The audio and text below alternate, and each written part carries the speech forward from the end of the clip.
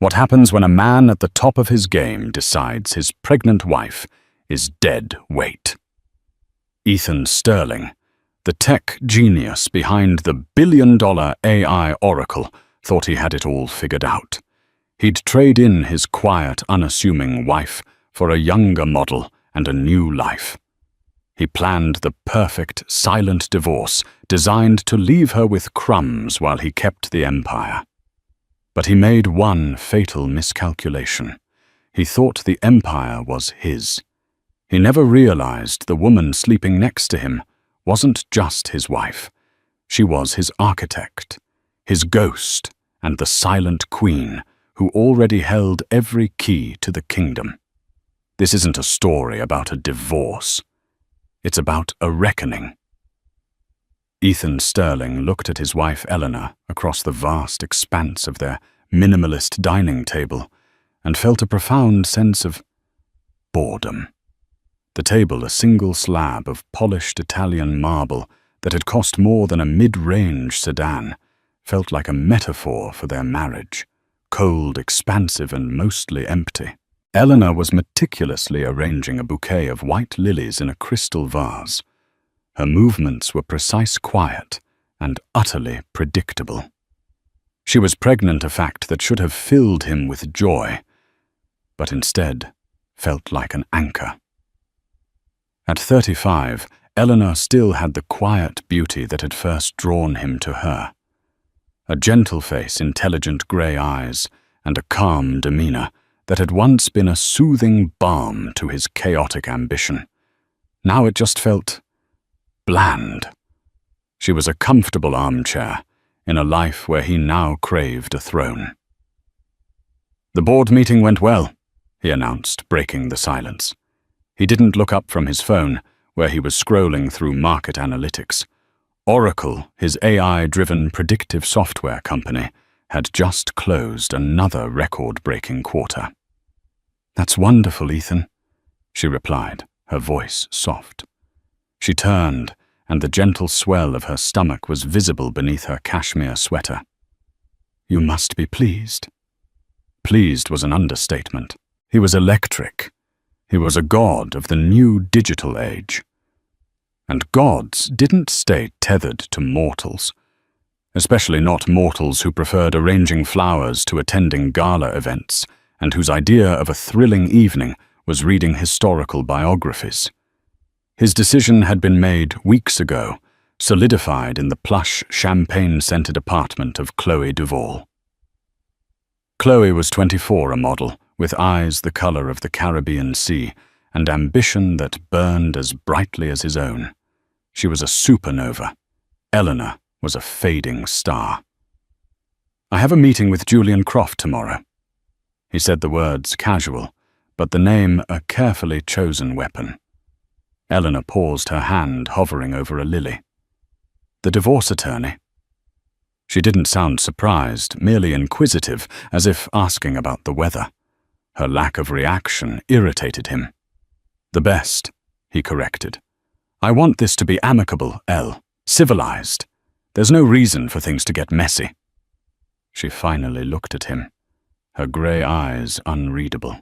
"Isn't there?" "No," he said, finally putting his phone down and adopting a tone of magnanimous reason.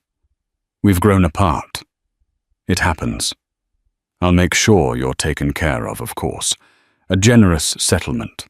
The brownstone in Brooklyn. You and the baby will be comfortable." The baby. He couldn't even say our baby. It was a complication, an inconvenient loose end. But Julian Croft had assured him it was manageable. A pre-birth settlement could be ironed out. Clean. Quick. "I see," Eleanor said, turning back to her flowers. She clipped a stem with a quiet snip. "You've thought of everything." "I try to," he said, a smirk touching his lips. He felt the familiar surge of control, the feeling that had made him a millionaire many times over. He was Ethan Sterling. He anticipated every move, every outcome. He had already instructed his finance team, to begin the process of partitioning his personal assets, ring-fencing the corporate holdings, and preparing a settlement offer that was just generous enough to look good in court, but small enough to be a rounding error for him. He wanted her gone before the baby arrived.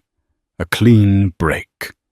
He envisioned his future with Chloe, the power couple, photographed at Davos, on the yacht in Monaco, on the cover of Forbes. He couldn't have a quiet, pregnant ex-wife haunting the background of his glorious new life. The next day, he sat in Julian Croft's office, a symphony of dark wood leather and panoramic views of Central Park. Croft was a barracuda in a $10,000 suit.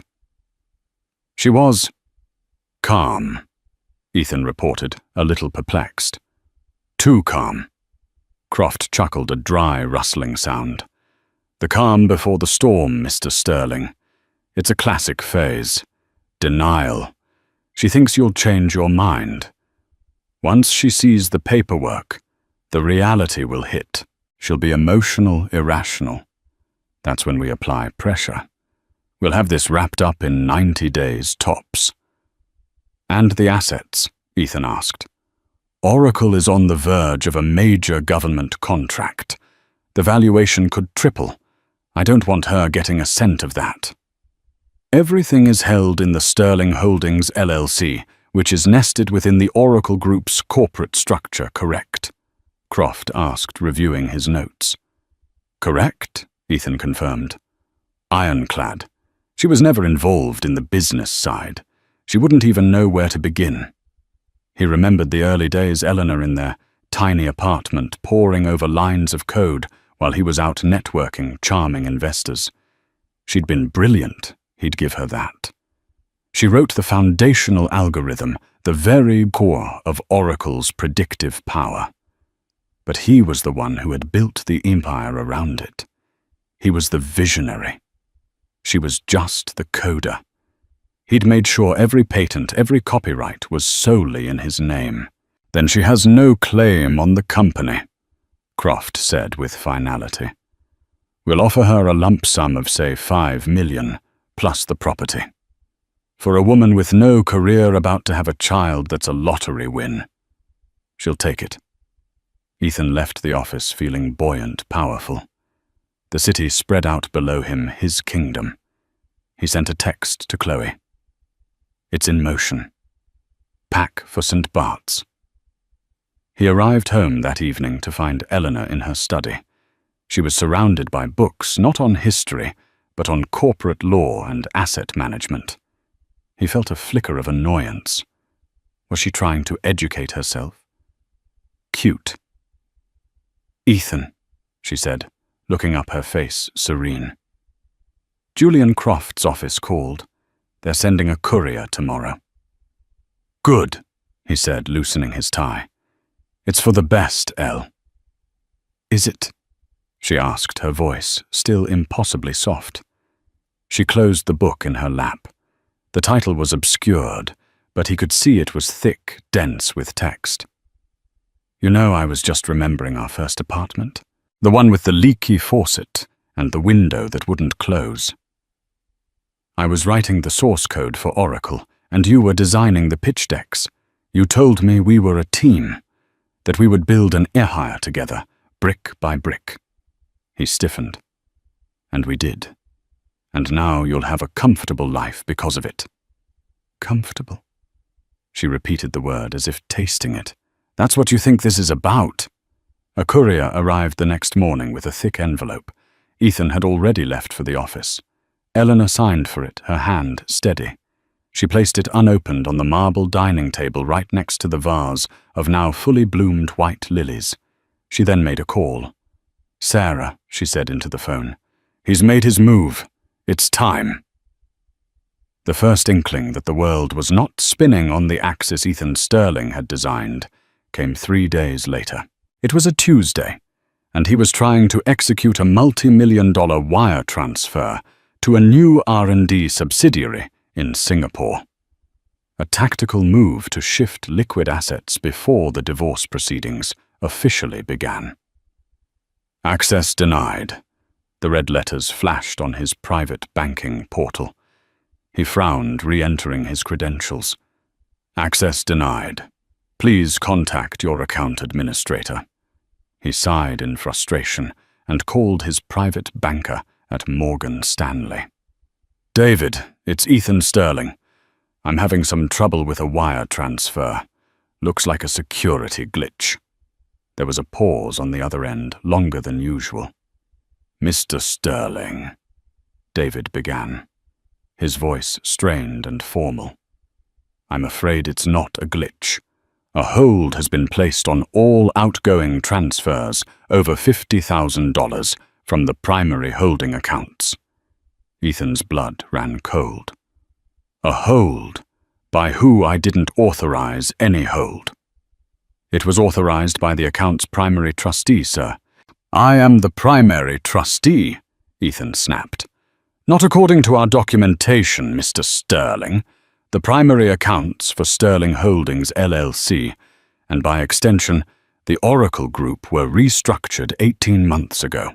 The sole signatory and primary trustee for all major financial movements is listed as Eleanor Vance.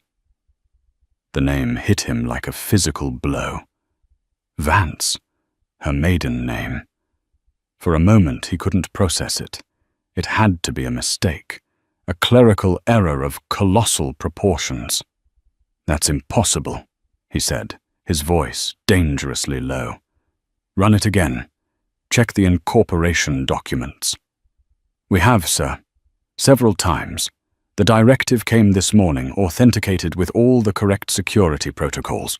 All assets within the Vance Starfall Trust are subject to review and approval by Ms. Vance. I'm sorry, Mr. Sterling, but my hands are tied. The Vance Starfall Trust. He had never heard of it. He slammed the phone down, his mind racing. 18 months ago. What had happened? 18 months ago. He remembered Eleanor suggesting they meet with a new asset management firm, a boutique outfit she'd supposedly researched. She had pitched it as a way to protect their wealth, to create a more tax-efficient and secure corporate structure. He'd been in the middle of closing a massive deal with a Japanese tech firm and had been too busy to get into the weeds. He remembered signing a mountain of paperwork she had prepared. It's just standard restructuring, Ethan, she had said calmly. It shields the company from frivolous lawsuits and minimizes our tax liability. Our lawyers have vetted it. He had trusted her. Why wouldn't he? She was the quiet, organized one, the one who handled the domestic details, which in his mind included managing the paperwork his high-powered lawyers drew up. He'd scrawled his signature on dozens of pages without reading a single clause. He was the visionary. He didn't have time for fine print. A cold dread entirely unfamiliar to him began to creep up his spine. He stormed out of his office, ignoring his assistant's concerned look. Get Julian Croft on the line. Now. When he got home, the divorce papers were still sitting on the dining table, unopened.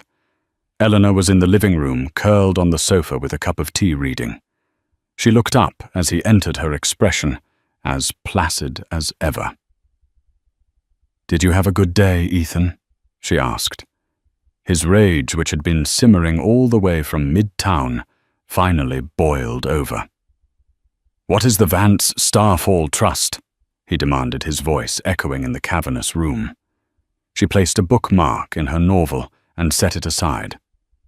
"It's our Asset Protection Trust," she said simply. "The one you authorized 18 months ago. I thought it was a beautiful name. Starfall, for when you finally caught the star you were chasing. You went behind my back," he hissed, advancing on her. "You changed the ownership structure of my company."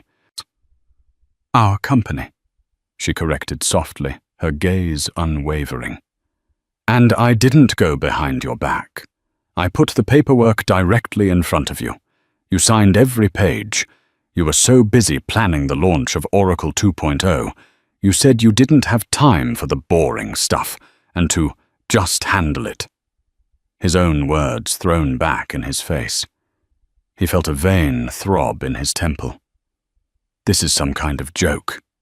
You, a housewife who arranges flowers, think you can control $1 billion company. For the first time, a flicker of something hard and cold entered her eyes. The housewife who arranges flowers is also the woman who wrote 1.2 million lines of pristine code for the algorithm that your entire $1 billion company is built on. The algorithm you named Oracle, but which I called Janus, because it could look both forwards and backwards. The algorithm you took sole credit for. He was stunned into silence. She had never not once brought that up since the early days. He had assumed she had accepted her role as the silent partner, the muse. You have no proof of that. He finally managed his voice hoarse. Don't I? She asked, a faint, sad smile on her lips. You were always brilliant at selling the dream, Ethan. The big picture. You were never very good with the details, the fine print, the lines of code. She stood up, her pregnancy making the movement slow and deliberate.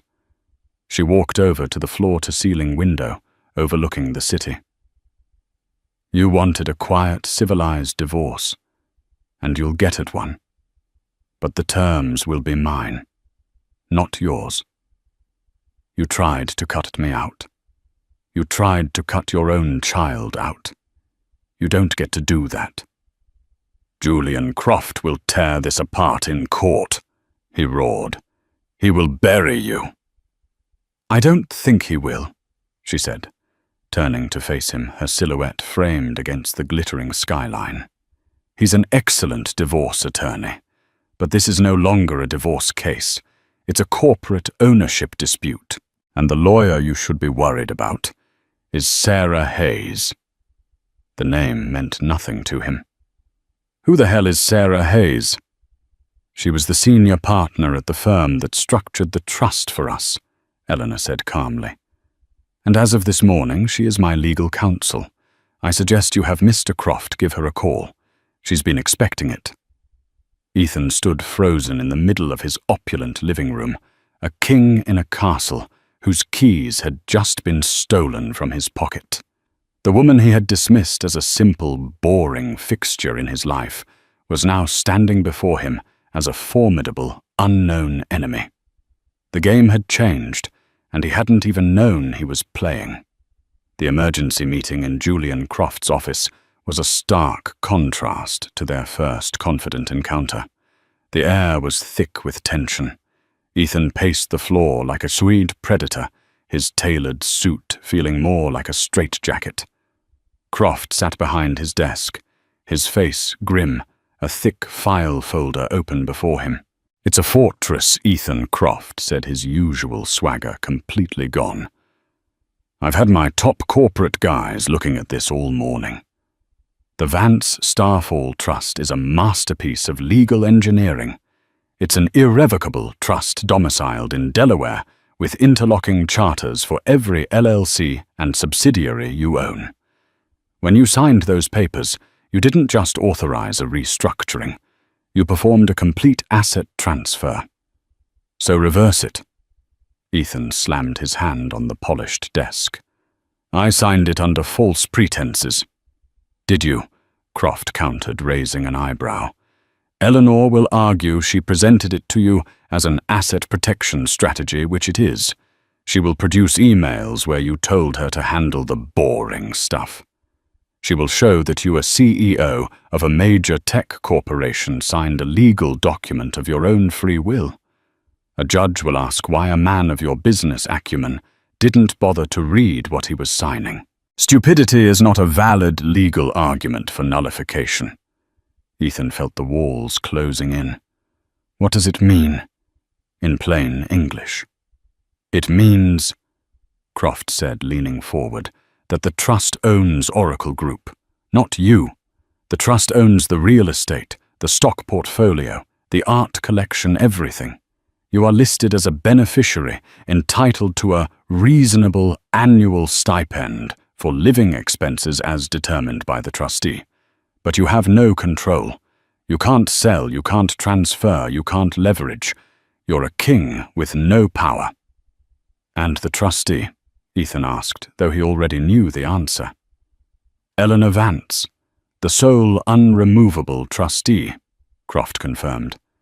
"The trust's primary charter also contains a poison pill clause. It states that in the event of a divorce filing initiated by you against her, her control as trustee becomes absolute and her discretionary powers are maximized. By serving her those papers, you pulled the pin on your own grenade." Ethan sank into a chair, the fight draining out of him. He felt like a fool. He, the master strategist, the man who could predict market fluctuations with his own software, had been outmaneuvered by his quiet, bookish wife.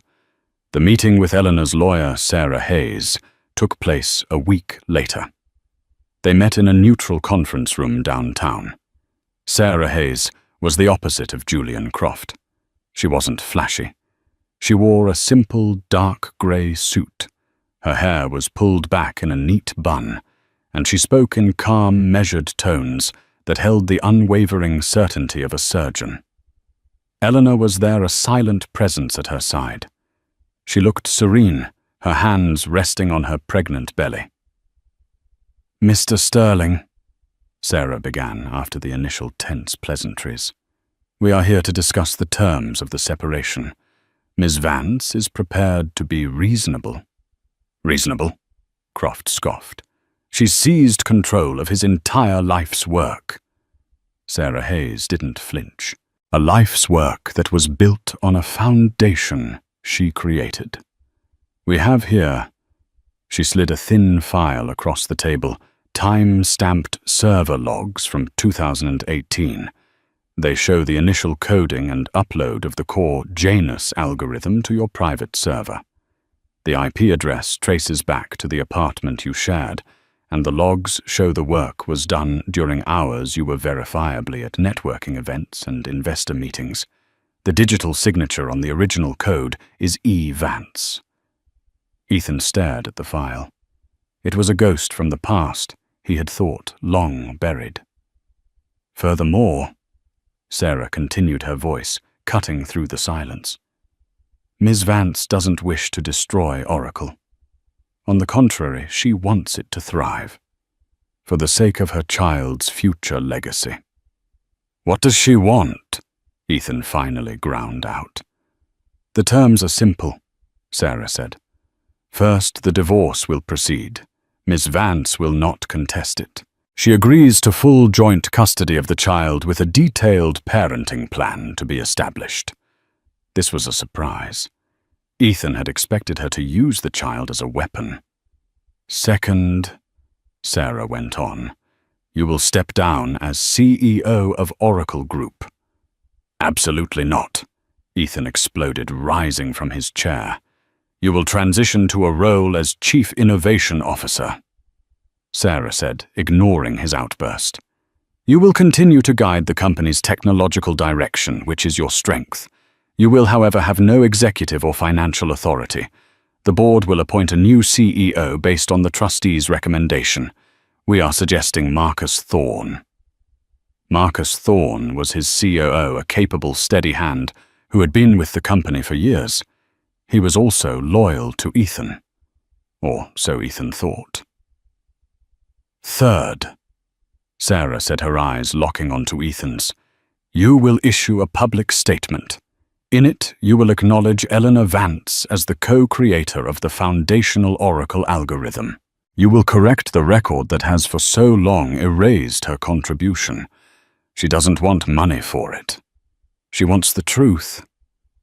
"This is insane," Ethan whispered, looking at Eleanor. She met his gaze, and for the first time he saw not a wife he was leaving, but a brilliant strategist who had cornered him.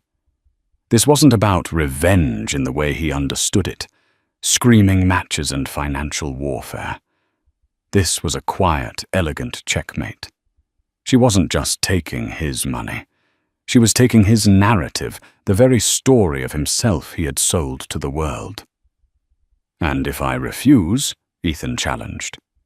Sarah Hayes leaned back slightly. "If you refuse Ms. Vance, as the sole trustee of the trust that owns 100% of the company, we'll simply call an emergency shareholder meeting, a meeting of one herself, and vote to have you removed from the board and terminated as an employee for cause. Given your recent attempts to fraudulently misappropriate corporate funds," she tapped the file detailing his attempted wire transfer, "I believe we have sufficient grounds. You would be left with nothing. No job, no control, and only the reasonable stipend the trust provides, which under those circumstances Ms. Vance might deem to be quite modest." Julian Croft was pale. He looked from Sarah to Eleanor and back again.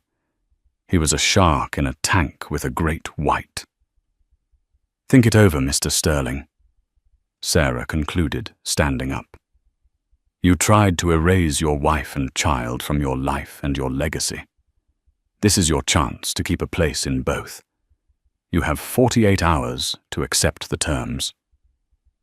Eleanor stood as well, a silent queen. As they walked out, she paused at the door and looked back at Ethan. "You should have just read the fine print, Ethan," she said, her voice not triumphant, but filled with a deep, profound sadness. "You should have just remembered we were a team." 48 hours. The deadline hung over Ethan Sterling's head like a guillotine. He was trapped, humiliated, and seething with an impotent fury that was entirely new to him. The idea of capitulating, of publicly admitting Eleanor was his equal, his superior in this chess game, was unthinkable.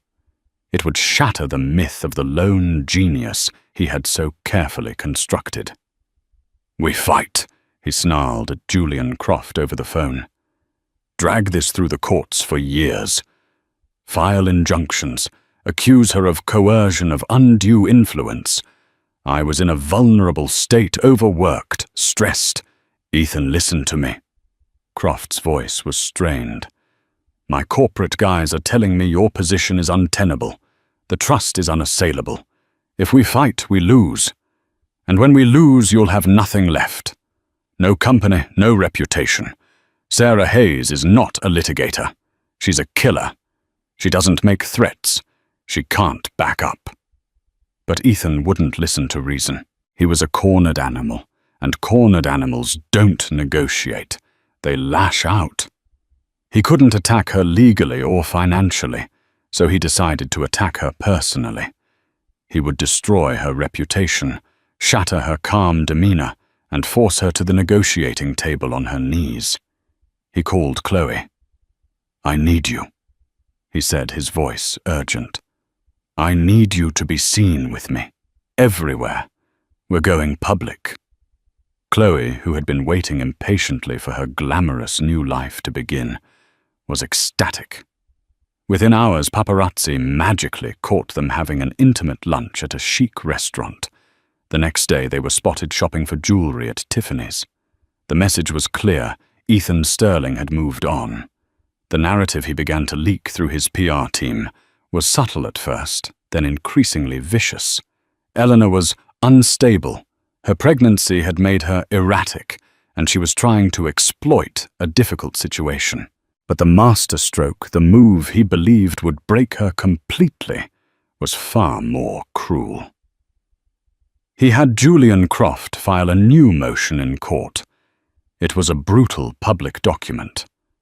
In it, Ethan Sterling formally contested the paternity of Eleanor's unborn child. He alleged that due to their estranged and difficult marital situation, he had significant and grave doubts that he was the father. He demanded a court-ordered prenatal paternity test, a procedure that carried a small but tangible risk to the fetus. The news exploded. It was one thing to divorce your pregnant wife. It was another thing entirely to publicly shame her and question the legitimacy of her child. The gossip blogs and even mainstream financial news outlets went into a frenzy. The carefully crafted image of Ethan Sterling, the visionary genius, began to crack, revealing something ugly underneath. He thought the public humiliation would shatter Eleanor's composure. He imagined her weeping, hysterical, calling him, begging him to stop. He waited for Sarah Hayes to call, offering to renegotiate. The call never came. Instead, silence. Eleanor, insulated in her brownstone, saw the headlines. Her first reaction wasn't tears, but a cold, hard anger that solidified her resolve. He had come after her company. He had come after her legacy. Now he was coming after her child. He had crossed the final line. She met with Sarah Hayes, her face pale, but her eyes burning with a fierce light. "He wants to play in the mud," Eleanor said, her voice trembling slightly with rage. "Fine. It's time to show the world who Ethan Sterling really is." Sarah nodded, her expression grim. "I have the file ready. Are you sure you want to do this, Eleanor? It's the point of no return." "He made that choice, not me," Eleanor replied, placing a protective hand on her belly. "He wants to scorch the earth. Let's give him a fire." Their counterattack wasn't a press release. It was a surgical strike. Sarah Hayes didn't release a statement to the tabloids. She arranged a single exclusive interview for Eleanor with Diana Rousseau, a highly respected Pulitzer Prize-winning journalist from the New York Times, known for her incisive, in-depth profiles. The article, titled "The Ghost in the Machine," was published a week later. It was a bombshell that detonated in the heart of the tech world. In calm, dignified, and verifiable detail, Eleanor, with supporting evidence provided by Sarah Hayes, laid out the entire story. She didn't sling mud. She simply stated facts. She described the early years, her passion for coding, and the creation of the Janus algorithm. The article included screenshots of the original code, complete with her E. Vance digital signature, and timestamps that were cross-referenced with Ethan's public calendar of meetings and travel. She explained the creation of the Vance Starfall Trust, not as an act of aggression, but as one of desperation. When the man you love, the partner you built a dream with, starts referring to your shared future as his empire, and you as a domesticated part of his portfolio, you realize you need to protect yourself, and more importantly, your child, she was quoted as saying. Regarding the paternity suit, she was devastatingly composed. "I will of course consent to a DNA test the moment my child is safely born," she stated. "I will not, however, subject my baby to any unnecessary prenatal risks, simply to assuage Mr. Sterling's tactical and cruel legal maneuverings. His accusation is baseless, and it is a transparent attempt to bully a pregnant woman into submission. It is the act of a desperate man who has been caught trying to steal a legacy that was never solely his." The article ended with a simple, powerful line from Eleanor. "I didn't want his money. I just wanted him to remember my name." The public perception shifted instantly and seismically. Ethan was no longer seen as a brilliant tycoon wronged by an erratic wife. He was a credit-stealing thief and a cruel bully. The hashtag #IStandWithEleanor started trending on Twitter. Prominent female executives in Silicon Valley began to voice their support. The board of Oracle Group, which had been nervously watching from the sidelines, was now in a full-blown panic. Their stock, which had been soaring, took a sudden, sharp dip. The government contract he had been so close to securing was suddenly under review. His business partner, Marcus Thorne, called him his voice grim. "What the hell did you do, Ethan?" "The entire company is built on your reputation. You just torched it. You questioned the paternity of your own child in public. Who does that?" Ethan, sitting alone in his penthouse, looking at the scathing headlines on his tablet, had no answer. He had meant to scorch the earth, but he was the one who was getting burned, and his phone rang. It was Chloe. Her voice was cold, distant. "Ethan, I think we need to take a break," she said. This is not what I signed up for. The negative press is affecting my brand." The line went dead. The silence in the penthouse was absolute. He had lost control of his company, lost control of the narrative, and was now losing the very woman for whom he had started this war. His scorched earth campaign had backfired, leaving him standing alone in the ashes. The fallout from the ghost in the machine was catastrophic. At Oracle Group headquarters, the atmosphere was funereal. The stock price was in a steady, sickening decline. Employees whispered in hallways, their confidence shaken. The carefully cultivated image of a company led by a singular, infallible genius had been shattered. Now they were led by a man publicly exposed as a liar and a bully. Marcus Thorne, the COO, called an emergency off-the-books meeting with two of the most senior board members, retired Admiral William Davenport and venture capitalist Anita Desai. "He's a liability," Anita said bluntly, her arms crossed. "The brand is toxic right now. That government contract is gone if he stays at the helm. The morality clauses alone will kill it. He built this company." Davenport argued, his loyalty wavering but not yet broken. "He's the vision." "No." Marcus interjected, his face etched with weary frustration. "That's the story we all bought. The truth, it seems, is that Eleanor Vance built the engine and Ethan built the car around it. The problem is the driver is drunk and he's steering us off a cliff." Marcus had known Ethan for a decade. He'd seen his brilliance and his arrogance up close. He'd always had a quiet respect for Eleanor, noting her sharp intellect in their rare conversations at company events. He'd never questioned Ethan's narrative, but now, seeing the evidence, it all clicked into place. The pieces fit. "What's the play?" Davenport asked. "The play is Sarah Hayes's original offer," Marcus said. "Ethan steps down as CEO. He becomes Chief Innovation Officer. We put him back in the lab where he can do some good and keep him away from microphones and financial controls. I'll take over as interim CEO, stabilize the ship, and we publicly acknowledge Eleanor's role. We rebrand this not as a scandal, but as a correction of the historical record. A story of a female pioneer in tech finally getting her due." Anita Desai's eyes lit up. That could work. It's a powerful angle. It could even be good for us in the long run." The board agreed. Marcus was tasked with the unenviable job of delivering the ultimatum to Ethan. He found Ethan in his penthouse, which now felt less like a palace and more like a prison. Empty glasses littered the tables, and the blinds were drawn against the city. Ethan looked disheveled, a ghost of his former confident self. "They're forcing me out," Ethan said, before Marcus could even speak. He'd already received panicked calls from other board members.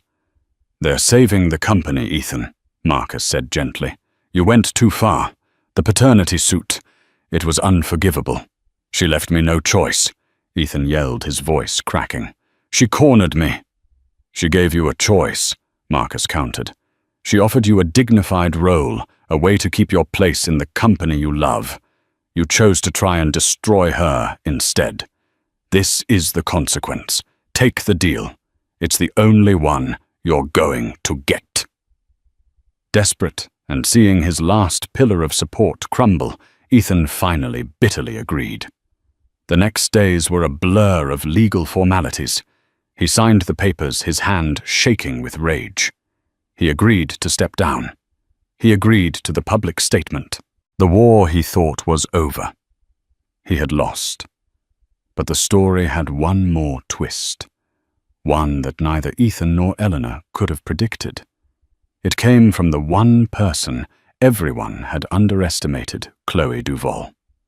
After her call with Ethan, Chloe hadn't just gone on a vacation.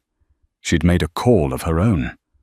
Her life as a model was largely a fabrication, a cover for her real profession. She was a freelance operative, specializing in corporate intelligence and high-stakes acquisitions. She wasn't just a beautiful woman Ethan had picked up. She had targeted him from the beginning. Her employer was Quantum Leap Dynamics Oracle's biggest and most ruthless competitor. Their goal was simple, a hostile takeover of Oracle. Chloe's mission was to get close to Ethan Sterling, find his operational and personal weaknesses, and exploit them to devalue the company, making it ripe for a buyout. The divorce and the ensuing scandal were an unexpected gift. Quantum Leap was ecstatic. With Oracle's stock in freefall and its leadership in chaos, they were preparing to launch their takeover bid. But Chloe had a problem. During her time with Ethan, she had recorded hours of their conversations on a micro recorder hidden in a Cartier bracelet. In those conversations, a drunk and boastful Ethan had admitted everything. He'd bragged about how he'd outmaneuvered Eleanor on the patents, how he'd taken her nerdy little project and turned it into an empire, effectively confessing to the very intellectual property theft Eleanor had claimed.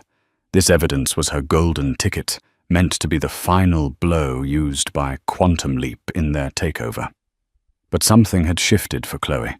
She was a professional, often ruthless, but Ethan's public attack on his pregnant wife had disgusted her. It was sloppy, cruel, and unprofessional. More than that, she saw in Eleanor a woman who had been systematically erased and was now fighting back with brilliant precision. She found herself against all odds, rooting for the wife.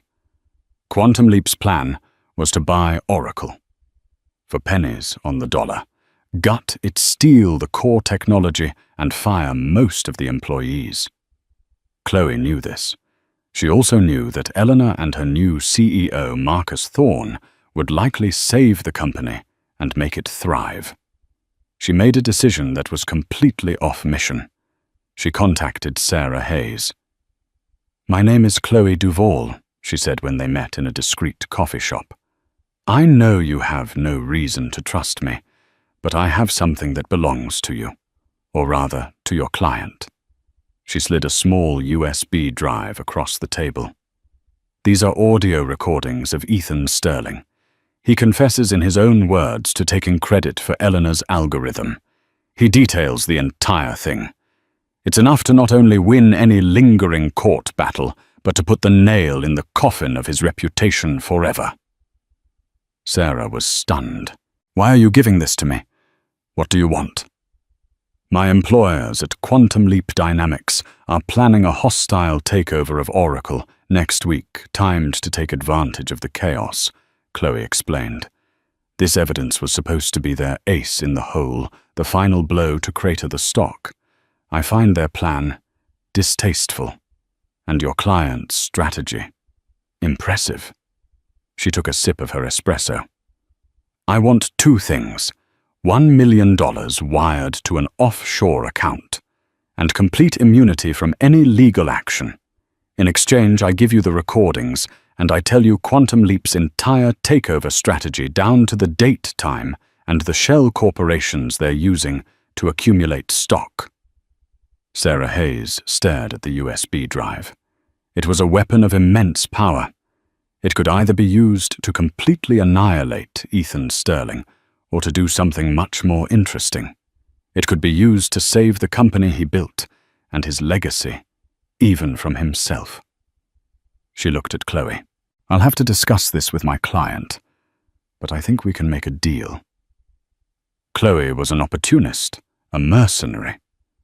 But in this high-stakes game, the ruthless model had just become Eleanor's most powerful and unlikely ally. The information from Chloe Duvall changed the board game once again. Sarah Hayes and Eleanor listened to the recordings in Eleanor's study, the quiet hum of the city, a distant backdrop to Ethan's drunken, boastful voice filling the room. He was damning himself with every word, his arrogance, a poison he willingly drank. She was a genius at the keyboard. I'll give her that, his recorded voice slurred. But you can't build an empire with code. You build it with charisma, with guts. I took her little science project, and I made it a religion. She should thank me. Eleanor closed her eyes, a single tear tracing a path down her cheek. It wasn't a tear of sadness, but of final, painful validation. The truth she had lived with for years was now an audible, undeniable fact. "What do we do with this?" Eleanor asked, her voice quiet but firm. "We have two options," Sarah replied, her lawyer's mind already mapping out the scenarios. Option A. We leak it. It destroys Ethan completely. It will likely trigger a shareholder lawsuit against him and the board. The company will be thrown into even more chaos, making Quantum Leap's takeover almost a certainty. We'll win the battle but lose the war and the company. She paused, letting the weight of that sink in. Or, she continued, Option B. We use it as leverage. Not against Ethan, he's already beaten, but to protect the company against Quantum Leap. Chloe gave us their entire playbook. We know their shell companies. We know their timeline. We can prepare a defense. A new light entered Eleanor's eyes. This was bigger than her personal victory over Ethan. This was about protecting her creation, the legacy for her child, and the jobs of the hundreds of employees at Oracle. We go with option B, Eleanor said without hesitation. But first, Marcus Thorne needs to know what he's up against. The next day, Marcus Thorne, the newly appointed interim CEO, sat in Eleanor Vance's study. He had expected a tense, formal meeting. Instead, Eleanor and Sarah laid out the entire situation, the imminent hostile takeover by Quantum Leap, and the ace they now held in their hand, the recordings. Marcus listened, his face growing paler with each revelation. "My God," he whispered when they played a short, damning clip from the audio. "I knew he was arrogant. But this—" "Quantum Leap thinks they are attacking a wounded animal," Sarah said. "They have no idea that the company's ownership is now consolidated in a single unassailable trust, and that the trustee has full knowledge of their plan. Tool." "So what's our move?" Marcus asked, looking at Eleanor, his respect for her growing by the second. "Our move," Eleanor said, a steely determination in her voice, "is to turn their attack into our greatest strength. We will use the poison pill defense, but not the one in the trust, a corporate one. The board will authorize a massive issuance of preferred shares available only to the Vance Starfall Trust, which will dilute the value of any stock Quantum Leap has acquired and make the cost of a takeover prohibitive. We'll use the trust's capital to initiate a stock buyback program to drive the price up. We will starve them out." It was a brilliant, aggressive strategy. A strategy Ethan himself might have devised if he weren't the cause of the crisis. Over the next 72 hours, Eleanor, Marcus, and Sarah worked tirelessly with the board. Legal documents were drawn up, financial defenses were put in place, and a new narrative was prepared. The day Quantum Leap was set to make its move, Oracle struck first. A press release went out at 8:00 a.m. It announced Marcus Thorne as the new permanent CEO. More shockingly, it announced the creation of a new C-suite position, Chief Architectural Officer. The position had been awarded to the co-founder and creator of the original Janus algorithm, Eleanor Vance.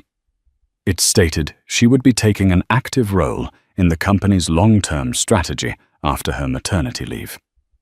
The message to the market was clear and powerful. The chaos was over. The company wasn't just stable. It was revitalized with its original creator back in a position of power. The stock price, which had been bleeding for weeks, didn't just stabilize. It surged. When Quantum Leap initiated their tender offer an hour later, the price was already 20% higher than they had anticipated. When Oracle's poison pill share issuance was announced, their hostile bid was dead on arrival. They were caught completely off guard, outmaneuvered and exposed. By the end of the day, Quantum Leap had quietly withdrawn its offer, having lost millions in the attempt. Ethan watched it all unfold on the news from his penthouse. He saw the headlines praising Eleanor's brilliant return and Marcus's steady leadership. He was a footnote in the story of his own company's salvation. He was no longer the titan, the visionary, or even the villain. He was just irrelevant. That evening, his doorbell rang. It was Eleanor. It was the first time they had seen each other alone since their last explosive confrontation. She was calm, her presence filling the room with an authority he had never seen in her before. "The company is safe," she said, her voice devoid of triumph. "I saw," he mumbled, unable to meet her eyes. "Why? Why save it? Why save me from complete ruin?" "Because it was never about ruining you, Ethan," she said, and he finally heard the exhaustion and years of pain in her voice. "It was about stopping you from ruining us. I did it for the employees who depend on Oracle, and I did it for our child." She placed a hand on her stomach. "He or she deserves a legacy. And like it or not, you are a part of that. A flawed, broken part, but a part nonetheless. I won't have our child read one day that their father destroyed his own creation out of sight." She placed a single key on the marble coffee table. "This is the key to the Brooklyn brownstone. It's yours. The trust will provide your stipend, as we agreed. You can continue your work as CIO if you choose, or you can leave. The choice is yours. This is the last time we will speak of this." He stared at the key. It was a lifeline, an act of grace he knew he didn't deserve. He had tried to leave her with nothing, and she was leaving him with a future. "Eleanor," he whispered, his voice thick with a shame so profound it felt like it was crushing him. "I'm sorry." She looked at him for a long moment, her grey eyes searching his. She gave a single, sad nod. "I know," she said. And then she turned and walked away, leaving him alone in the silent, empty monument to his own ambition. 6 months later, the world of Ethan Sterling had shrunk, while Eleanor Vance's had expanded beyond anything she could have imagined. Ethan took the deal. He moved into the Brooklyn brownstone, a beautiful home that felt empty and far too quiet. He accepted the role of Chief Innovation Officer at Oracle, but it was a title in name only. He worked from a small, isolated lab, stripped of his executive team and authority. He was back to where he started, just a man with ideas. The difference was, now no one was listening with the same reverence. He was a cautionary tale, whispered in boardrooms. He attended mandatory therapy sessions, a condition Eleanor had quietly added to his employment contract. He was for the first time in his life being forced to confront the man he was not the myth he had created. Eleanor, on the other hand, had flourished. She gave birth to a healthy baby boy, whom she named Julian after her own father, a man who had taught her the value of integrity and quiet strength. Motherhood suited her, but it did not define her. After her maternity leave, she stepped into her role as Chief Architectural Officer. She didn't take Ethan's old corner office.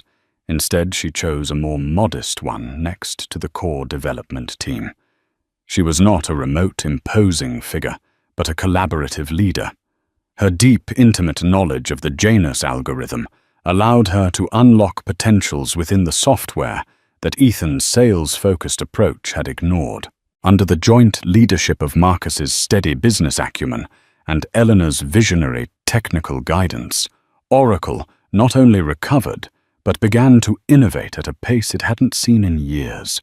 They launched a new division focused on ethical AI earning accolades and rebuilding public trust.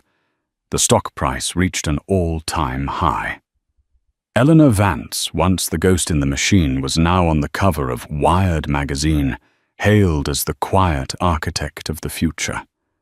She never spoke of Ethan in interviews, other than to acknowledge his role as a co-founder. Her narrative was one of forward-looking creation, not backward-looking revenge. She managed the Vance Starfall Trust with a quiet, firm hand. It funded philanthropic ventures in STEM education for young women. It became a force for good, using the immense wealth not for opulence, but for opportunity. Ethan saw his son every other weekend. The meetings were awkward at first. He didn't know how to be a father, only how to be a CEO. But in the quiet moments, holding his son, he felt the first stirrings of something real, something more profound than a soaring stock price. He was a fallen king, but perhaps in the ruins of his empire, he could learn to be a man. The final scene of their old life played out not in a courtroom or a boardroom, but in a quiet park on a sunny afternoon. Eleanor was pushing Julian on a swing when Ethan arrived to pick him up. They exchanged polite, brief words. As he was leaving with the child, he paused and looked back at her. "You built something incredible, Elle. Not just with the code, with everything." She gave him a small, genuine smile. "We both did, Ethan. In the end." It was an acknowledgement, an acceptance. Not forgiveness, perhaps, but a peace treaty signed on the battleground of their shared past. He had tried to divorce his pregnant wife, quietly, not knowing she already controlled everything. He had lost his company, his power and his pride. But in the end, through her strange, unexpected grace, he was left with a chance at something more. And Eleanor Vance, the woman he had tried to erase, had not only reclaimed her name, but had built a legacy far greater than the empire he had tried to steal. She stood alone, but she was not lonely. She was the architect, the creator, and the queen of a kingdom built not on lies, but on brilliance and unbreakable will. In the end, Ethan Sterling's great undoing wasn't a flaw in his business strategy. It was a flaw in his character. He saw his wife as an accessory to his success, forgetting she was its very foundation. This story is a powerful reminder that the quietest person in the room is often the most powerful. Eleanor Vance didn't just win a divorce. She reclaimed her truth and rewrote her destiny. She proves that true power isn't about loud commands and public glory, but about quiet competence, unbreakable integrity, and the brilliant strategy of knowing your own worth, even when the person closest to you refuses to see it. What did you think of Eleanor's ultimate checkmate? Was her form of justice and mercy the right move? Let us know your thoughts in the comments below. If this story of quiet power and ultimate justice resonated with you, please hit that like button. Share it with someone who needs to hear it, and make sure you subscribe to our channel for more real-life dramas, where the truth is always more compelling than fiction. Thank you for listening. The air on Calavigny Island tasted of salt and betrayal. One moment, Hayley Devereaux was the pregnant, adored wife of a tech billionaire. The next, she was a spectacle of public humiliation. Under the glittering lights of his lavish party, her husband, Sebastian, didn't just end their marriage. He detonated it. With his mistress clinging to his arm, he publicly renounced Hayley and the child she carried, leaving her stranded on his private paradise as a tropical storm gathered on the horizon. He thought he had erased her, but he made one fatal mistake. He left her alive. The journey to Calivigny Island began not with the gentle hum of the Gulf Stream G750, but with the subtle, chilling click of a platinum lighter. Sebastian Devereux lit his Cuban cigar, the cherry glowing like a malevolent eye in the jet's dim cabin. He didn't offer one to his associates, and he didn't look at his wife, Hayley, who sat across from him, her hands resting protectively on the swell of her 5-month pregnancy. "It has to be perfect, Jenna," he said, his voice a low baritone that had charmed boardrooms and investors into handing over fortunes. The smoke he exhaled coiled towards the ceiling. "This party isn't just a party. It's a statement. It's the culmination of the Ethelred acquisition. Everyone who is anyone will be there. We need to project unassailable strength." Hayley managed a small smile. "Everything you do is perfect, Seb."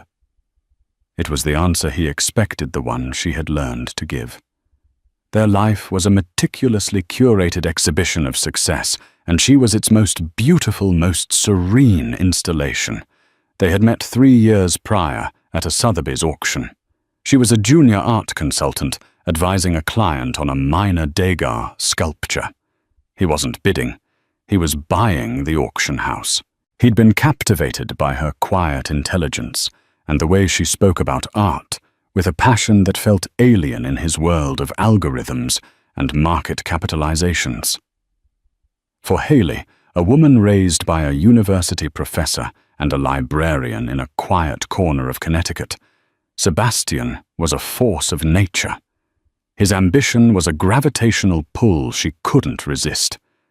He'd showered her with a life ripped from the pages of a luxury magazine, a penthouse overlooking Central Park, a villa in Lake Como, and a wardrobe that cost more than her parents' house. He loved her, she believed, for being his anchor, his peace in a world of cutthroat competition. But the gilded cage, no matter how opulent, was still a cage. Her opinions on art were now used to decorate his corporate lobbies. Her friends with their normal jobs and mortgages were politely phased out in favor of his circle of venture capitalists, socialites, and tech titans.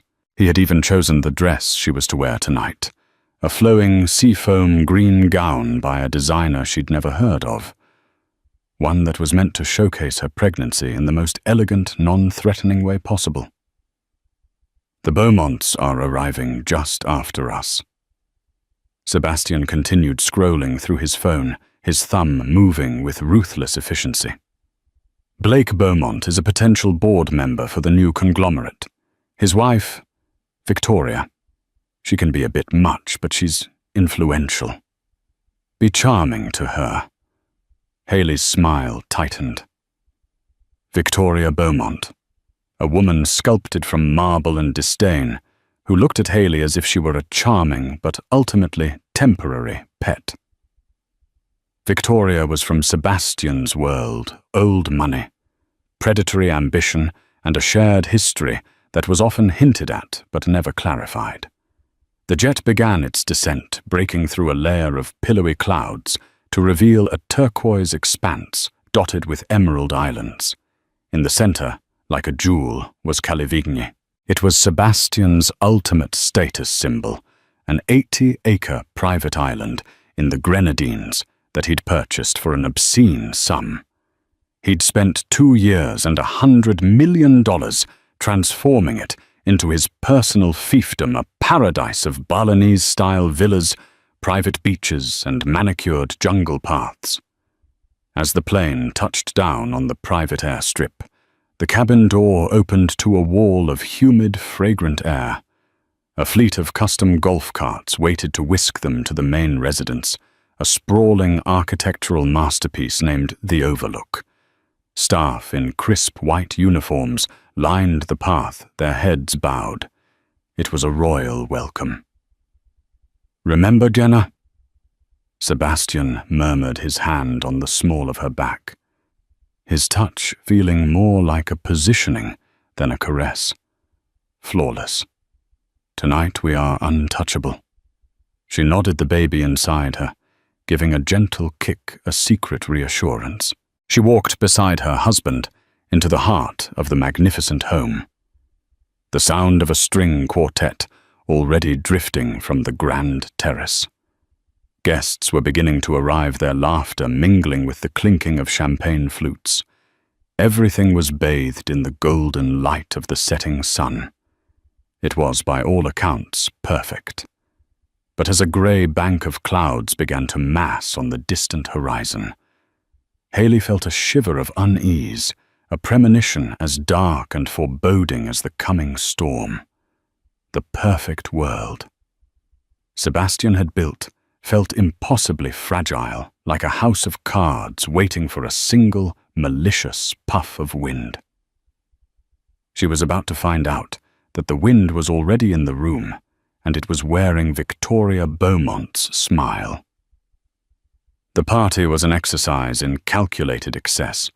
An oyster bar featured mollusks flown in from 5 different countries. A vodka luge carved from a single block of ice into a replica of Sebastian's corporate logo was the centerpiece of the main bar. Tech billionaires mingled with European aristocrats and supermodels, laughed with grizzled hedge fund managers. Haley played her part, a gracious hostess, floating through the crowd, her hand never far from her belly. She saw Sebastian across the infinity pool, locked in conversation with Blake and Victoria Beaumont. Victoria was dazzling in a crimson dress that seemed to defy gravity. She laughed at something Sebastian said, placing a perfectly manicured hand on his arm and letting it linger just a moment too long. Haley had seen that gesture 100 times, a casual mark of territory that set her teeth on edge. She told herself it was just the paranoia of pregnancy. She turned to greet a senator from New York, discussing a recent museum gala when she felt a presence behind her. "You're glowing," Victoria purred, her voice like honey laced with arsenic. "Pregnancy suits you. It's so domestic." Haley forced a smile. "Thank you, Victoria. I see you're enjoying the party." "Oh, it's a Sebastian Devereaux party." "They're always legendary," Victoria replied, her eyes scanning Haley from head to toe. "That's a lovely color on you. Did Sebastian pick it out?" He always had such specific tastes. The implication was clear. Another subtle jab to remind Haley of her place. Before she could respond, a low rumble echoed from across the sea. The wind picked up, rustling the palm fronds and making the paper lanterns dance violently. The sky, once a canvas of pastel sunset hues, was now a bruised purple. "Looks like we're in for a show," Victoria said with a smirk, seemingly unbothered. An hour later, the show began. The storm hit not with a gentle prelude, but with a sudden, furious onslaught. Rain came down in blinding sheets, driving the guests from the exposed terraces into the cavernous main hall of the Overlook. The string quartet was replaced by the roar of the wind and the percussive crash of waves against the cliffs below. The lights flickered, casting the panicked faces of the elite in a strobe-like effect. In the ensuing chaos, Haley searched for Sebastian. She found him near the grand fireplace, a glass of whiskey in his hand, looking utterly calm. He was with Victoria again. Blake was nowhere to be seen. "Seb, the staff is trying to get everyone to the storm shelters in the guest villas." Haley said, her voice tight with anxiety. "We should coordinate," he cut her off. His eyes cold and distant. "Everything is under control, Haley. Go and rest. You look pale." It wasn't a suggestion. It was a dismissal. Hurt and confused, she began to walk away, but his next words stopped her dead. "She knows, Vic. It's time." The words were a low murmur, but in a sudden lull in the storm's fury, they carried across the marble floor with perfect, devastating clarity. Haley turned back slowly. Victoria was looking at her, a triumphant, pitying smile on her face. Sebastian's expression was unreadable, a mask of stone. Knows what Seb Haley asked, her heart beginning to hammer against her ribs. "What's going on?" Sebastian sighed, a theatrical sound of weary impatience. He took a step forward, and the small crowd that had been huddled nearby fell silent, sensing a shift in the atmosphere. The drama of the storm outside was nothing compared to the tempest brewing within the walls of the Overlook. "This," he said, gesturing vaguely between himself and Haley. "This arrangement, it has run its course." Haley's blood ran cold. "Arrangement? You mean our marriage?" "I mean, the charade." He corrected his voice, rising, capturing the attention of everyone in the room. He was performing now. This was his stage.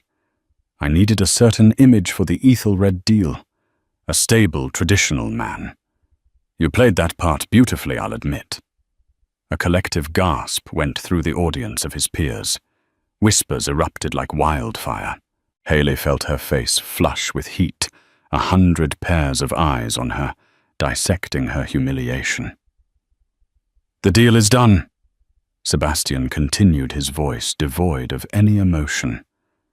"My company is secure, and I no longer require the props."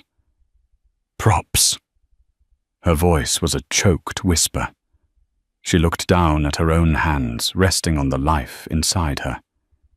"Is that what your son is to you? A prop?" Sebastian laughed, a harsh, ugly sound that echoed in the high-ceilinged room. "My son? Oh, Haley, you are delightfully naive. I have my lawyers the best in the world. They've raised some very interesting questions about the timeline of your pregnancy, about your fidelity." The accusation hung in the air, thick and poisonous. It was a lie, a monstrous, baseless lie. But he said it with such conviction that doubt flickered in the eyes of the onlookers. He was poisoning the well, destroying her reputation to ensure his own clean getaway. "That's not true," she breathed, shaking her head in disbelief. "You know that's not true." "Does it matter?" he shot back. "I'm Sebastian Devereux. My truth is the one that gets printed." He then turned and took Victoria's hand, pulling her to his side. He held her hand up for all to see. "Victoria and I are going to be together. It's been a long time coming. She understands my world. She belongs in it." Victoria looked at Haley, her eyes gleaming with victory. She had won. "You will be given a severance," Sebastian said, as if firing a disloyal employee. "Generous, of course. You'll sign a non-disclosure agreement, and you will disappear quietly. My jet will take you back to the mainland in the morning after the storm passes. The staff will show you to a guest room." He turned his back on her, a final, brutal act of dismissal. He had just executed her socially and emotionally in front of the most powerful people he knew. Stranded pregnant and publicly branded an unfaithful, disposable wife, Haley stood frozen in the center of the room. The lights flickered again, and then died, completely plunging the hall into darkness, save for the frantic beams of staff flashlights and the periodic, terrifying flashes of lightning from outside. In that moment of absolute darkness, a tear finally escaped and traced a path down her cheek. It felt as hot as acid. The gilded cage hadn't just opened. It had been vaporized, and she was left falling with no ground in sight. The darkness was a perverse mercy. It hid the smirks, the pitying glances, the avid curiosity on the faces of the guests. A member of the staff, a young woman named Sophia, whose kindness had always seemed genuine, gently touched Haley's arm. "Ma'am, let me take you to your room," It's not safe here. Haley allowed herself to be led away, moving like a sleepwalker through the opulent halls that now felt like a mausoleum. The room they took her to was not her own. It was a sterile, impersonal guest suite at the far end of the estate, as far from Sebastian as possible. Sophia lit some candles, her expression full of a sorrow she couldn't voice. "Is there anything I can get you?" "Mrs. Devereux." The name was a slap. "Don't call me that," Haley whispered, her voice raw. "My name is Haley McClellan." Reclaiming her maiden name was the first act of defiance, a tiny spark in the crushing darkness. Sophia nodded and quietly left, closing the door behind her. Haley was alone with the roaring storm and the ruins of her life. She sank onto the edge of the bed, her body trembling. The baby kicked a frantic, insistent rhythm, as if sensing its mother's distress. She wasn't just heartbroken. She was terrified. Sebastian's lie about her fidelity wasn't just a cruel parting shot. It was a strategic move to disown their child, to absolve himself of all responsibility, to paint her as a gold-digging fraud. He controlled the media, the lawyers, the narrative. If she stayed, she'd be trapped in a public relations war she couldn't possibly win. He would crush her. She and her child would be footnotes in the story of his glorious rise, a cautionary tale whispered at cocktail parties. She couldn't let that happen. Her child deserved more than a life lived in the shadow of Sebastian's lies. An idea, wild and desperate, began to form. Disappear. Not just leave, but vanish. He expected her to take his severance and slink away broken. He would never expect her to simply cease to exist. The storm was her cover. The chaos was her opportunity.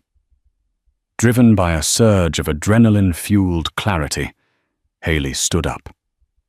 She couldn't take anything that belonged to him. Not the designer clothes in the closet, not the jewels in the safe. She took off the 7-carat diamond ring he'd placed on her finger and set it on the nightstand. It felt like removing a shackle. She was wearing only the seafoam green gown, now damp and stained. It would have to do. She went to the window. It overlooked a steep garden path that led down towards a small, private cove, one rarely used by guests. The rain was relentless, turning the manicured landscape into a treacherous river of mud. It was dangerous, but staying was a death sentence of a different kind. Taking a deep breath, she slipped out of the villa. The wind tore at her, plastering the thin fabric of her dress to her body. She was instantly soaked to the bone. Her hair whipped across her face, blinding her. She half ran, half slid down the muddy path, grabbing onto tree trunks and roots to keep from falling. Thorns tore at her dress and her skin. The perfect paradise had become a hostile wilderness. She reached the cove. The waves were monstrous, crashing against the rocks with a terrifying power. A small boat dock used for jet skis and tenders was being battered by the surf. Tied to it was a small inflatable Zodiac boat, its motor covered with a tarp probably left by a maintenance worker who had fled for shelter. It was her only chance. Her fingers were numb with cold as she struggled with the ropes. A massive wave crashed over the dock, nearly sweeping her off her feet. She clung to a piling, her knuckles white. The baby felt like a lead weight in her belly. "We can do this," she thought, a mantra against the screaming wind. "We have to do this." Finally, the last knot gave way. She clambered into the Zodiac, her body screaming with protest. She fumbled with the tarp, her hands shaking so badly she could barely grip it. She pulled the cord on the small outboard motor. Nothing. Again. nothing. Panic began to set in. On the third pull, a wave of desperation lending her strength. The motor sputtered to life with a choked cough. She steered the small boat away from the island into the churning Black Sea. It was an act of insanity. The Zodiac was tossed about like a toy, cresting massive waves that threatened to swallow it whole. Salt spray stung her eyes, and the roar of the engine was lost in the fury of the storm. She had no idea where she was going, only that she was moving away from Sebastian, away from the life that had tried to destroy her. She didn't know how long she fought the storm. It could have been minutes or hours. Her arms ached, her body was bruised, and a chilling exhaustion was seeping into her bones. The lights of Calivigny Island were long gone. She was a tiny, insignificant speck in a world of violent water and wind. Just as she felt her strength give out, as the engine sputtered and died, a light cut through the rain. It was a beam, powerful and steady, sweeping across the waves. It found her. The beam belonged to a larger vessel, a sturdy-looking yacht that was riding out the storm in the lee of a neighboring smaller island. Men were shouting. A rope ladder was thrown down. Strong hands pulled her from the half-swamped Zodiac onto the deck of the yacht. She collapsed, shivering and incoherent, into the arms of a figure who wrapped her in a thick, dry blanket. She looked up into the face of an old man, with kind, concerned eyes and a shock of white hair.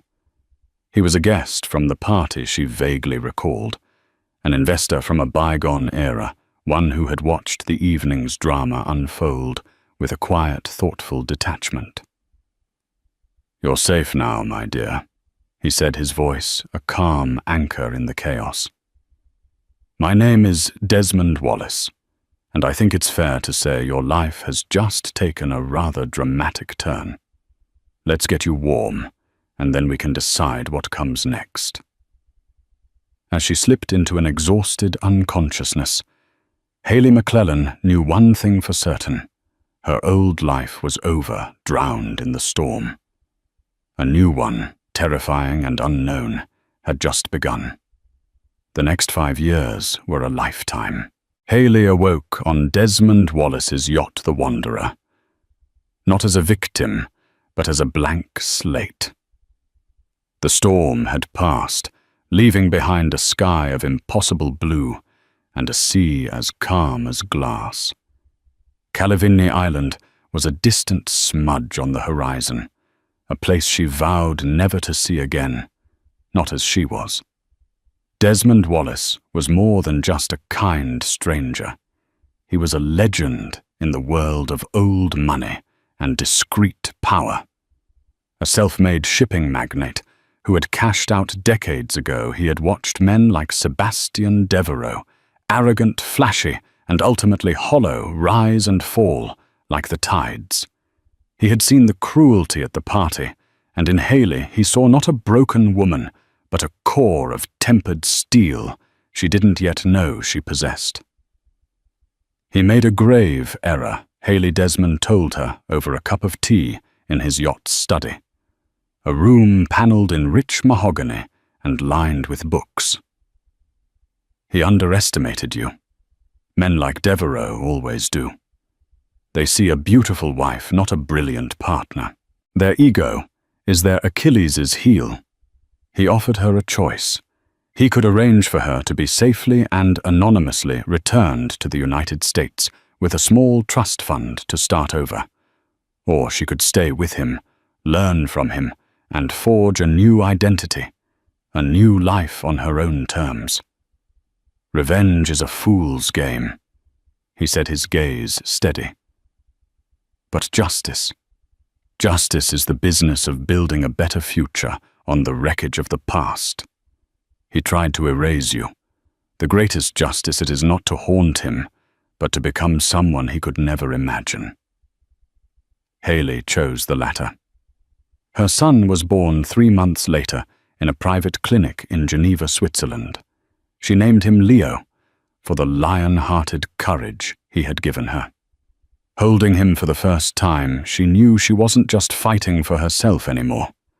She was building a dynasty for him, a legacy free from the taint of the Devereux name. Under Desmond's tutelage, Haley McClellan ceased to exist. In her place emerged Haley Monroe, a name chosen for its classic strength. She devoured Desmond's library, learning about global finance, sovereign debt, emerging markets, and corporate law. She had a natural aptitude for seeing patterns, a skill honed during her years studying art history, and she applied it to the complex tapestry of the financial world. Desmond treated her like the daughter he never had. He taught her how to negotiate with sharks, how to leverage debt, how to create shell corporations and offshore accounts, not for evasion, but for protection and strategic advantage. He refined her, sharpening her intellect until it was a weapon. She learned 4 languages. She traveled with him on the Wanderer, sitting in on meetings in Hong Kong, Dubai, and Monaco, a silent observer who absorbed everything. Leo grew up on the yacht, his world a shifting landscape of international ports and the unwavering love of his mother. He had her thoughtful eyes, and to Haley's secret, painful acknowledgement, Sebastian's determined chin. He was smart, resilient, and knew nothing of the father who had disowned him. His father, in every way that mattered, was the kind old man who taught him how to fish off the coast of Greece and read him stories about great explorers. When Leo was 4, Desmond's health began to fail. He had lived a full life and was ready for its final chapter. One afternoon, anchored off the coast of Croatia, he called Haley to his study. "I'm not leaving you a fortune, my dear." He said, his voice weaker now, but still clear. "I'm leaving you an arsenal. The companies, the accounts, the contacts, they are all tools. What you build with them is up to you." He passed away a week later, peacefully in his sleep. His will was simple. The bulk of his vast, labyrinthine estate was left to a charitable foundation, but a significant, strategically chosen portfolio of assets, worth nearly $1 billion if managed correctly, was left to one Haley Monroe. Along with it was a single sealed envelope. Inside was a short letter. "My dearest Haley, I hope I have given you the means to secure your and Leo's future. But I know you. You have a fire in you that peace alone will not quench. There is one piece of unfinished business. I have learned through my network that Sebastian Devereux is selling Calivigny Island. His tech empire is over-leveraged, and he needs liquid capital. He sees the island as a monument to a past triumph. I see it as a stage. Go and claim it. Not for revenge, but to prove once and for all that the future is not written by the men who build gilded cages, but by the women who learn to fly out of them. Your friend Desmond." Reading the letter, Haley felt a chill run down her spine. The island, the site of her greatest humiliation. For 5 years, she had meticulously built a fortress around her heart, focusing only on the future. But Desmond was right. To truly be free, she had to go back to the beginning. She had to face the ghost of her past. She looked at the financial reports Desmond had left her. She saw the network of holding companies, the web of assets. She began to formulate a plan, not with the desperation of an escaped victim, but with the cold, calculating precision of a corporate raider. Sebastian Devereux thought he had destroyed Haley McClellan 5 years ago in a storm. He had no idea that he had inadvertently forged Haley Monroe in the crucible of his own cruelty. and she was coming back to collect. The sale of Kalevini Island was not a public affair. It was a quiet, discreet offering circulated among the world's ultra-elite through a handful of exclusive brokerage firms in Zurich and London. Sebastian Devereux, true to form, couldn't bear the public humiliation of a fire sale. The official narrative was that he was realigning his portfolio to focus on new philanthropic ventures. It was a lie, and everyone in his circle knew it. His tech company, Ethelred, once the darling of Silicon Valley, was hemorrhaging money. A series of disastrous product launches and a nasty patent lawsuit had eroded investor confidence. The stock was in a death spiral. Sebastian and Victoria's lavish lifestyle, once funded by soaring profits, was now financed by debt. The island was his most liquid, most valuable, non-corporate asset. He needed to sell, and he needed to sell fast. From a quiet, modern office in Geneva, Haley Munro orchestrated her attack. She was no longer a woman in a seafoam green dress. She was a spectre in the machine, a name on a letterhead that no one could trace back to the wife Sebastian had discarded. She operated through 3 different shell corporations, registered in 3 different countries. A real estate holding firm in the Cayman Islands, a financial services company in Luxembourg, and a consulting group in Delaware. Each was a cutout, a layer of insulation between her and the final transaction. Her lead negotiator was a shrewd, silver-haired Swiss lawyer named Anton Gruber, a man who had been fiercely loyal to Desmond Wallace for 40 years. He never asked about his new client's motives. He only executed her instructions with brutal efficiency. Sebastian's asking price was $150 million. It was inflated based on what he had spent on it, not its current market value. He's sentimental, and he's desperate, Haley told Anton over a secure video call. His ego won't let him accept a low-ball offer. So we won't make one. We will make him feel like he's winning right up until the end. Their first move was to create a competitor. Haley used the Delaware Corporation to put in a deliberately clumsy low offer of $90 million, leaking it to a financial gossip blog. The story framed it as an insult, a sign of Devereux's fallen status. Sebastian, predictably, was enraged. He publicly rejected the offer, his pride forcing him to hold firm on his price. That was when Anton Gruber, representing the Luxembourg firm Orion Capital, entered the picture. He approached Sebastian's brokers with a much more serious offer of $125 million. He was professional, courteous, and projected an air of immense old-world wealth. After the insult of the first bid, Sebastian saw Orion Capital as a serious, respectable buyer. The negotiations dragged on for weeks. Sebastian, squeezed by his creditors, pushed for a higher price. Haley, through Anton, held firm. She knew Sebastian's quarterly earnings report was due to be released, and she had done her homework. It was going to be a bloodbath. The day the disastrous report was published, Ethelred stock plunged another 30%. Sebastian's bankers were calling. The pressure was immense. That same afternoon, Anton received a call. Sebastian would accept the $125 million, but he had one condition: a fast, all-cash closing in under a week, with no contingencies. It was a move designed to weed out anyone who didn't have immediate access to that kind of capital. "He is testing us," Anton told Haley. "He believes no one can move that quickly." "He's right," Haley said with a thin smile. "No one can. But we can."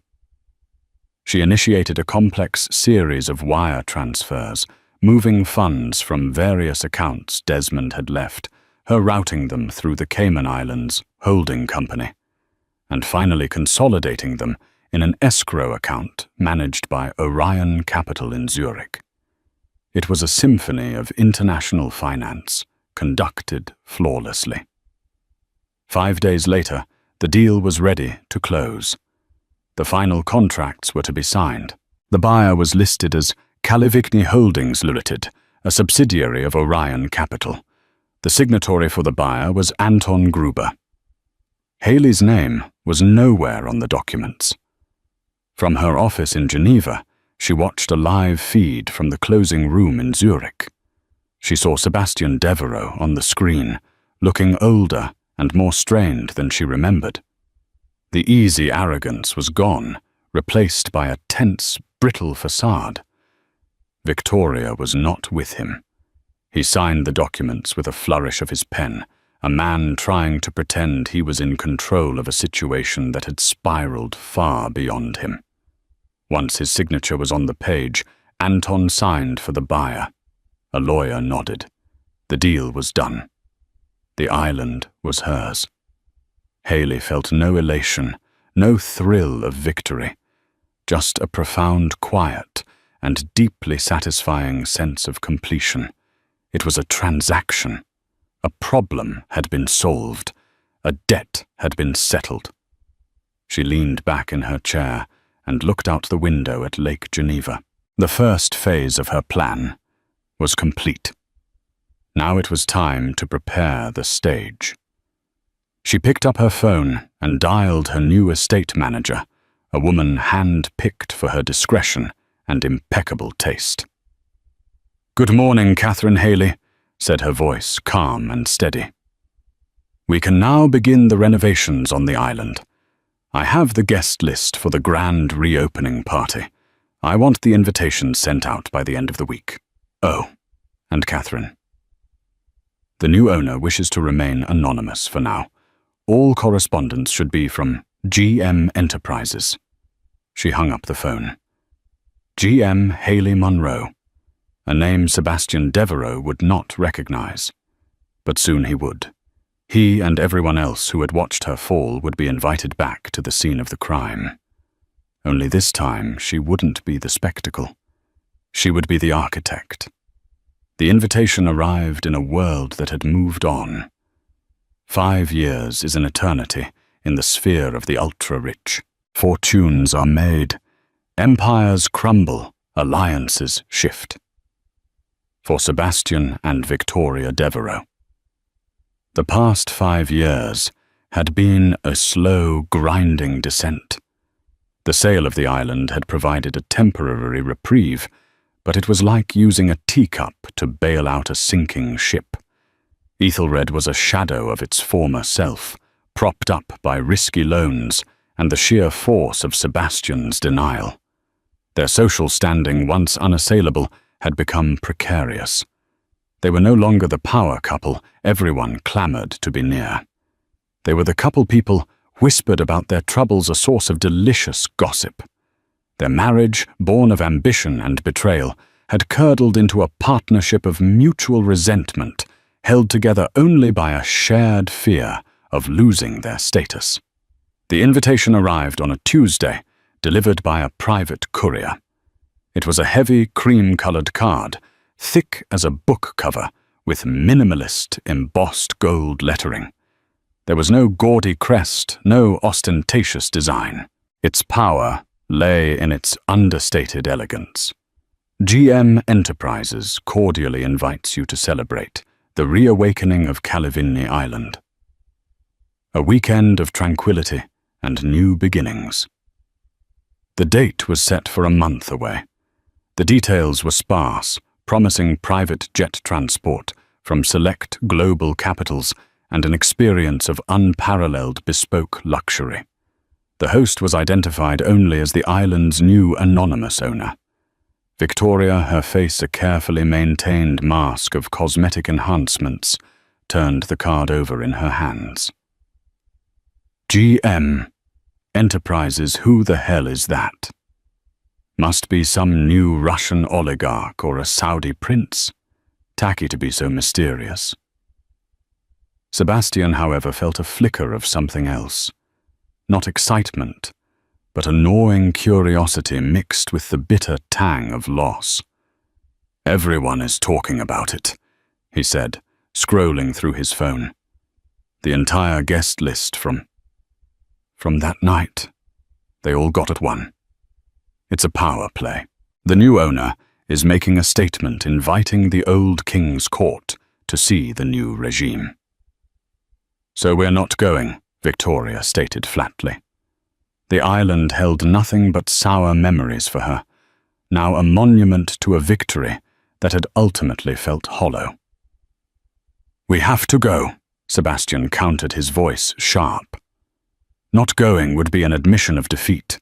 It would be telling the world that we can't stand to see someone else own our old property. It would be weak. We will go, we will smile, we will praise the new owner's taste, and we will act as if selling that rock was the smartest decision we ever made.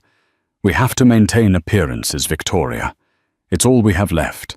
And so they accepted, as did everyone else. The mystery was too tantalizing to ignore. For the next month, the sole topic of conversation in their elite circles was the identity of GM. On the appointed day, Sebastian and Victoria boarded a chartered jet, a far cry from their old G650. The other passengers were familiar faces from their past, the same hedge fund managers, socialites, and tech moguls. But the atmosphere was different. The fawning respect they once commanded was gone, replaced by a polite, cool distance. They were no longer the sun around which these people orbited. They were just two more guests. As the jet descended towards the familiar airstrip, Sebastian felt a pit in his stomach. The island looked different, more lush. The main residence, the overlook, had been subtly altered. The stark modernist lines he had favored were softened by cascades of vibrant bougainvillea. The architecture was the same, but the soul of the place felt new. They were greeted not by staff in starchy formal uniforms, but by hosts in elegant flowing linen. The atmosphere was not one of opulent servitude, but of relaxed, confident hospitality. There was no string quartet playing Vivaldi, but the sophisticated ambient tones of a modern electronic composer. Their bags were whisked away to their suite, a guest villa not the owner's residence they had once occupied. It was the very same suite where Haley had been sent after her public humiliation. The irony was so thick it was suffocating, though Sebastian was the only one who seemed to notice. That evening, the welcome reception was held on the main terrace. It mirrored the party from 5 years ago, yet it was an inversion of it. The garish ice sculpture was gone, replaced by a stunning piece of modern art. The food was not a buffet of excess, but a curated selection of exquisite, locally sourced tapas. Everything was better, more tasteful, more confident, more powerful. Sebastian felt a growing sense of unease. This wasn't the work of some new money brute. This was the work of someone with impeccable taste and a deep understanding of psychology. Someone who knew exactly what this place once represented and was systematically dismantling it. He and Victoria mingled, putting on their brave faces, but the whispers were everywhere. "Who is GM? Have you seen the new art collection? I heard they bought the island for cash, no financing." As the sun began to set, casting a golden glow over the assembled guests, a woman, the estate manager Catherine, stepped onto a small, discreet stage. "Good evening, everyone, and welcome," she said, her voice amplified just enough to be heard over the gentle music. "On behalf of our host, we are so thrilled you could join us for this special weekend." In a few moments, the owner of this island, the visionary behind GM Enterprises, would like to say a few words. A buzz of anticipation went through the crowd. Everyone craned their necks, looking towards the main entrance of the villa. Sebastian found himself holding his breath. He needed to see the person who had done this, the person who had bought his past and so effortlessly improved upon it. The music softened. The lights on the terrace dimmed slightly, focusing all attention on the empty stage. The moment was pregnant with expectation, and from the shadows of the grand archway, a figure emerged. A woman. She was tall and poised, wearing a simple but exquisitely cut evening gown of deep sapphire blue. Her hair was pulled back, accentuating a face that was both familiar and terrifyingly new. It was a face sculpted by strength, intelligence, and an unshakable, chilling calm. A collective audible gasp rippled through the guests. Victoria's wine glass slipped from her fingers and shattered on the stone terrace. Sebastian felt the blood drain from his face. His heart stopped. He was looking at a ghost. But she was not a ghost. She was real. It was Haley. She walked to the center of the stage, her movements possessing a liquid grace that was utterly captivating. The sapphire dress, a column of midnight silk, seemed to absorb the ambient light, making her the undeniable focal point of the entire terrace. She didn't look angry or triumphant or vengeful. She looked serene, a queen, taking her place on her throne not by conquest but by divine right. Her posture was perfect, her shoulders back radiating a confidence that was so absolute it felt like a physical force. This was not the gentle, accommodating Haley they remembered. This was a woman forged in a fire they couldn't possibly comprehend. A staff member offered her a microphone, but she waited a long, deliberate moment before taking it, letting the silence and the crushing weight of the crowd's shock settle over the terrace. Her eyes, cool and analytical, swept across the sea of stunned, upturned faces. They passed over tech moguls who had once ignored her and socialites who had whispered about her. Finally, her gaze landed on Sebastian and Victoria. She held their stare for a single protracted heartbeat, a moment stretched into an eternity. In that silent, chilling acknowledgement, they knew, with bone-deep certainty, that this was not a coincidence. This was not a chance encounter. This was an appointment, an execution meticulously planned and 5 years in the making. Victoria's manicured fingers tightened on the stem of her wine glass, the crystal groaning under the pressure. Beside her, Sebastian stood utterly frozen, a statue of disbelief carved from ice. The man who always had a plan, always had an angle, was completely, terrifyingly adrift. His mind, usually a supersonic calculator of risk and opportunity, was blank with static. Impossible. It's not her. It's a trick, a ghost. But his heart, hammering against his ribs, knew the truth. "Welcome back to Calavigny Island," Haley finally said. Her voice was not the soft, hesitant tone he remembered. It was richer, deeper, and resonated with an unshakable authority that commanded the attention of every person present. "I see some familiar faces. It's been 5 years. A great deal can change in 5 years." She paused, allowing the profound understatement to land with the force of a physical blow. The whispers began to erupt, a panicked, sibilant sound like dry leaves, skittering across pavement. "It's her. My God. It's actually her. How is this possible? Where did she get the money?" Sebastian could feel the collective gaze of the crowd shift, flickering between the woman on the stage and him. He was no longer a guest. He was part of the spectacle. The other half of a story, whose ending he had written long ago only to find the protagonist had returned to pen a final, brutal chapter.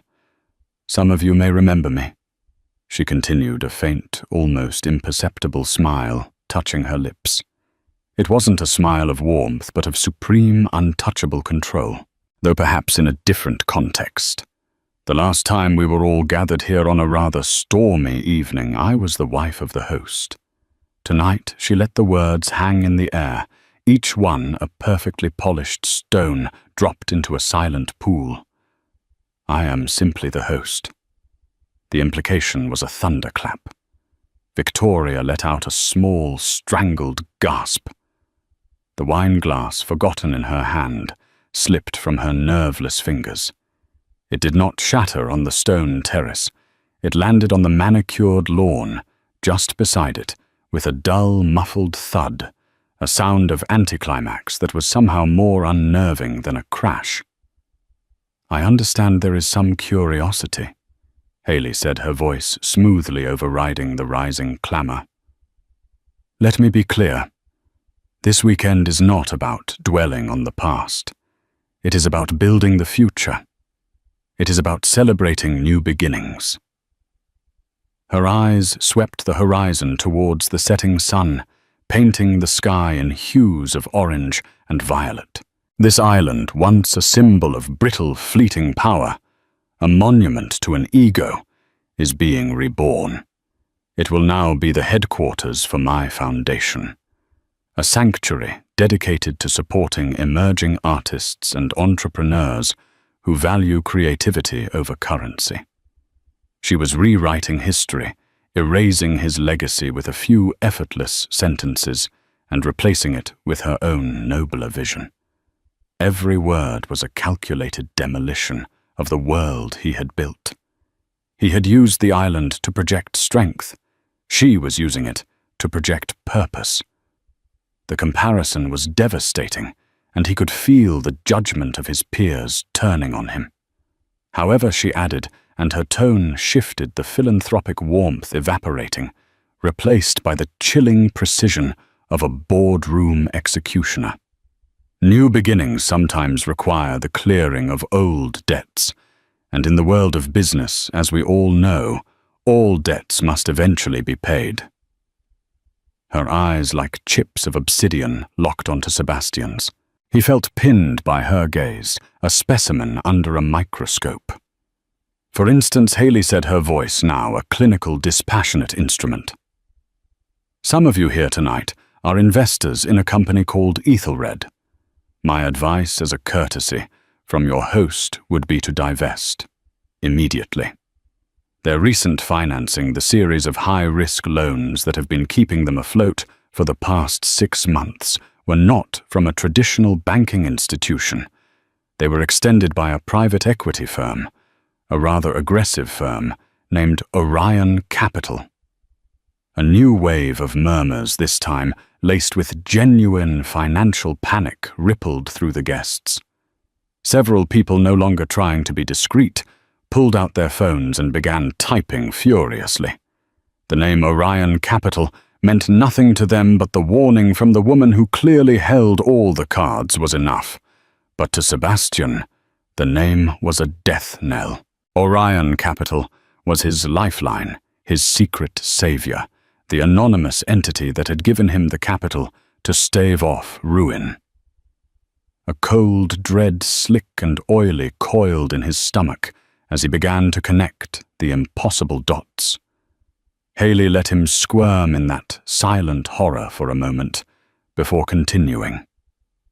Orion Capital, as of last week, was acquired in a rather swift, hostile takeover by my own holding company, which means, Sebastian, that the 9-figure debt you thought you owed to a stranger, you now owe to me. The crowd gasped as one. This was beyond revenge. This was a strategic masterwork of such breathtaking cruelty that it bordered on art. "I'm calling in the loan," she stated as simply as if she were ordering a coffee. "All of it. The covenants in your agreement are rather strict, as desperate men tend to overlook the fine print. I believe the default clause can be triggered by me at my sole discretion, and I am exercising that discretion. Effective tomorrow morning at 9:00 a.m. Zurich time, your company will be in receivership My people will be at your offices to oversee the liquidation." Sebastian actually staggered a step back, his hand flying to a nearby pillar for support. This was it. The end. Not just failure, but total annihilation delivered publicly by the woman he had tried to erase. Haley's gaze then shifted with chilling nonchalance to Victoria. And Victoria, your new lifestyle brand, a noble effort to remain relevant. Unfortunately, your primary seed investor, a small venture capital fund called Beaumont Ventures, has also just been acquired by a subsidiary of GM Enterprises.